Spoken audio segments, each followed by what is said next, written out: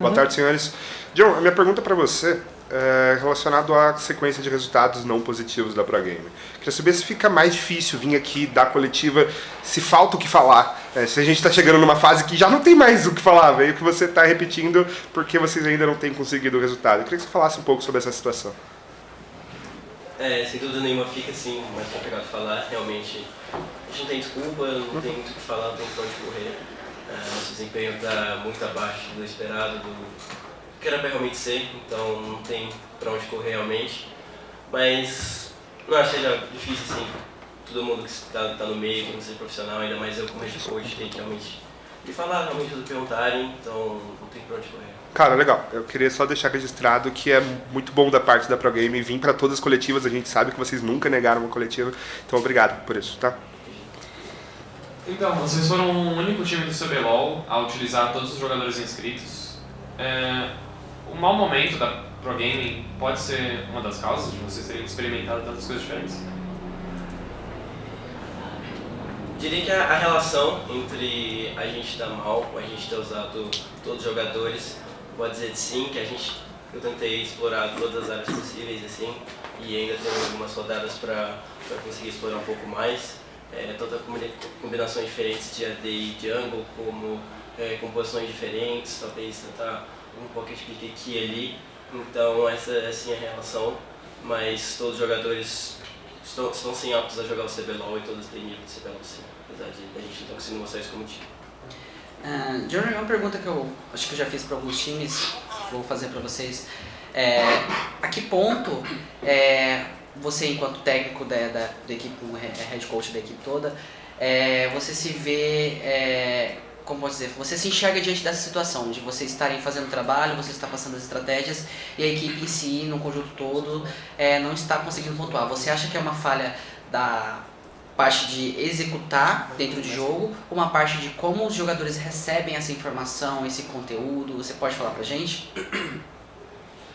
É um erro de todo mundo, de todos os lugares possíveis, todas as vertentes possíveis, a gente tá nisso junto. A gente é o time do CBLOL, não é à toa, todo mundo tem um pouco de impacto com isso.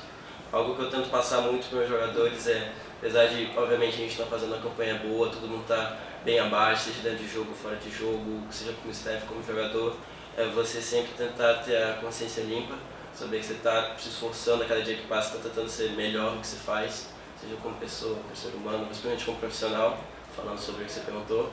Então, óbvio que eu me culpo bastante, eu sou o head coach da equipe, eu estou mais no espírito CBLOL tendo um desempenho bem abaixo do que eu quero, do que eu acredito que eu consiga.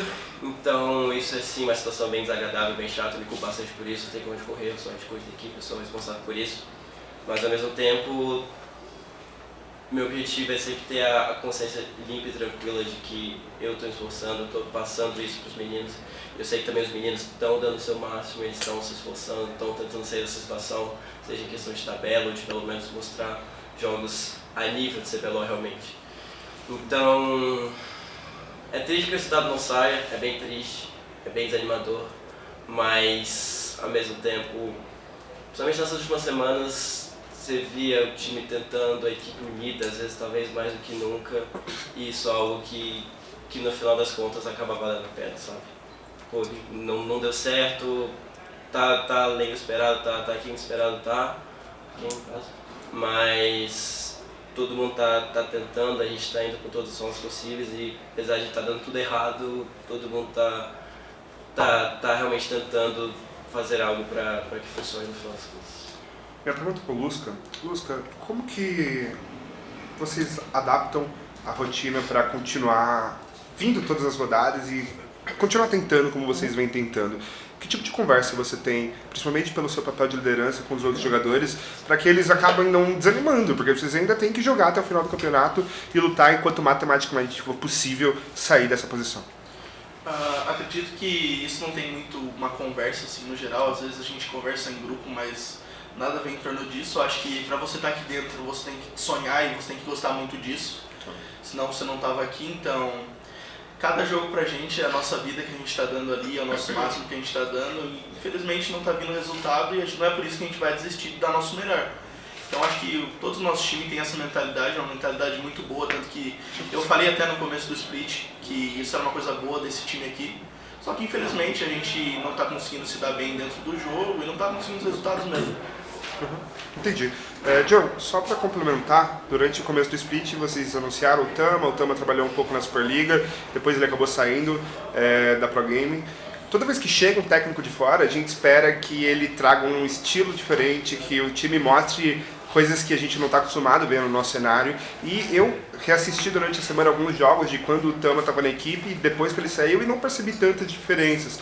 Então eu queria saber de você, de quem está dentro da coach staff, se isso foi um erro, se a Pro Gaming errou nessa contratação, ou se faltou um empenho a mais.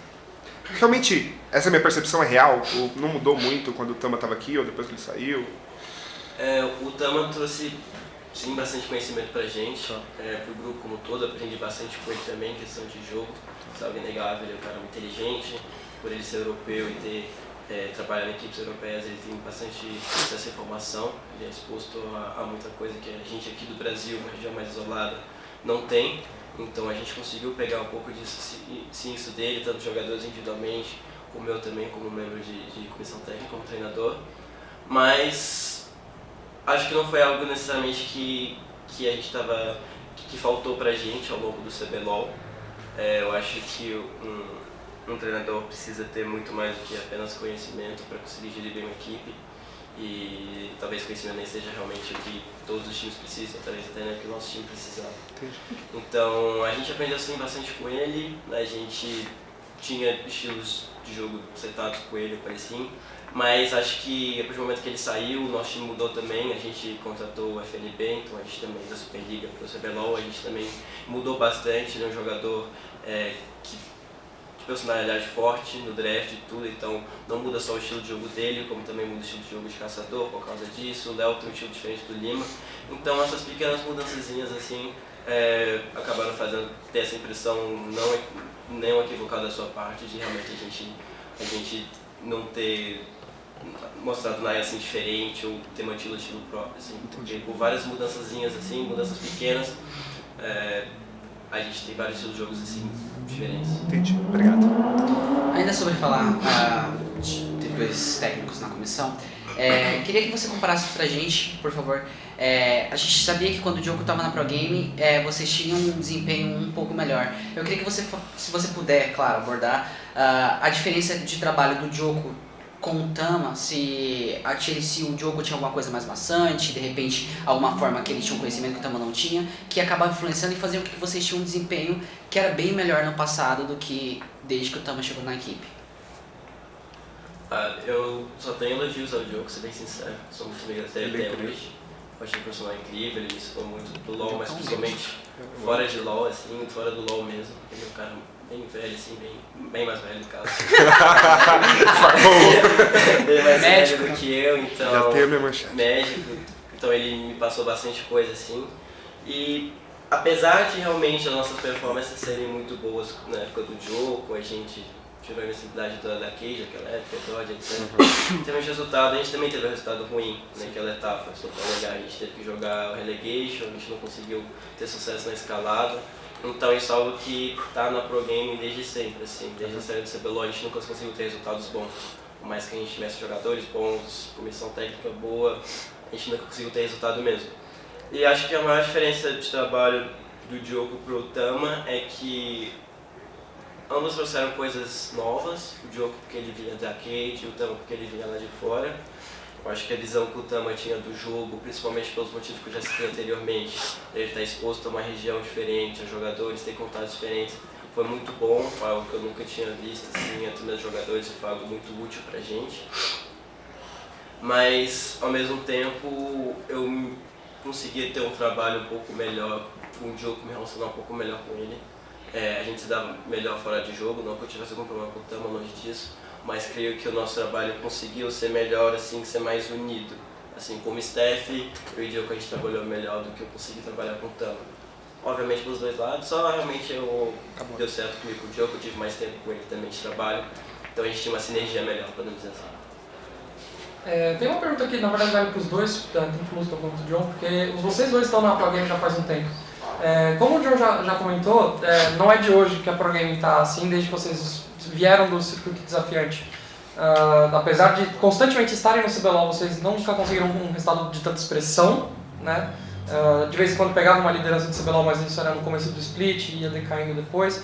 Talvez até acho que o melhor resultado de vocês foi justamente a escalada no ano passado. Queria saber se... Claro que vocês não sabem qual que é o problema da Pro Gaming, senão vocês já tinham resolvido, né? Mas queria saber se o fato de talvez não procurar o erro, ou pelo menos não achar o erro, se, assim, terminar a pergunta com uma frase forte, se a conta chega uma hora, você acha que a conta da Pro Gaming finalmente chegou? Nossa, cara, não entendi, respondi. Desculpa. É complicado sim, ainda mais que a gente falou, conversa bastante com isso, ele pode falar depois por ele mesmo, mas justamente a gente está desde que a equipe chegou ao CBLOL e a gente nunca conseguiu ter realmente um resultado expressivo que a gente julga que os jogadores que estão lá merecem, a staff, a organização principalmente, algo que pesa bastante, até porque a gente é o único remanescente desde a primeira line do CBLOL, né, em questão de jogador e treinador, então isso é algo que pesa.